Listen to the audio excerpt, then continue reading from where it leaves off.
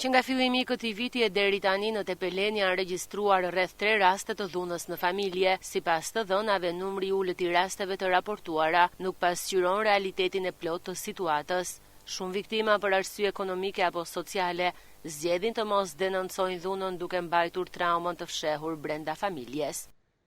Në bashkinë Tepelen janë regjistruar 3 raste, të cilat janë me urdhër mbrojtje. Një rast është që merr dhe ndihmë ekonomike nga sistemi i ndihmës ekonomike, pasi ka urdhër mbrojtje, kurse 2 rastet e tjera kishin vetëm urdhër të menjëhershëm të mbrojtjes. Dhe më pas e kanë tërhequr denoncimin. Pavarësisht që është dhunë psikologjike, rastet aty janë dhe ne jemi në kontakt të vazhdueshëm me personat të cilët kanë urdhër mbrojtje, por është dëshira e tyre që janë tërhequr dhe nuk e kanë vazhduar më tej.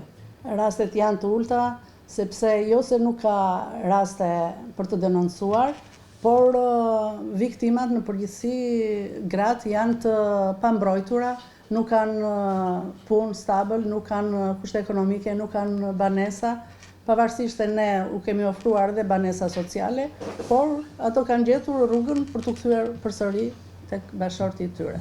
Psikologët dhe punonjësit social këshillojnë që çdo rast i dhunës, pavarësisht intensitetit, të bëhet i ditur për të parandaluar përkeqësimin e situatës.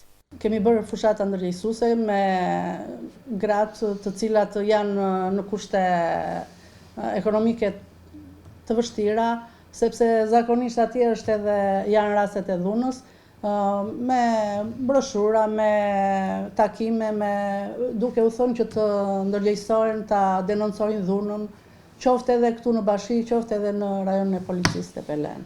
Autoritetet lokale në Tepelen shprehen se po punojnë për sensibilizimin e banorëve dhe ngritjen e kanaleve të besueshme për raportimin e rasteve të dhunës, në mënyrë që çdo viktimë të ketë mundësi për ndihmë dhe mbrojtje.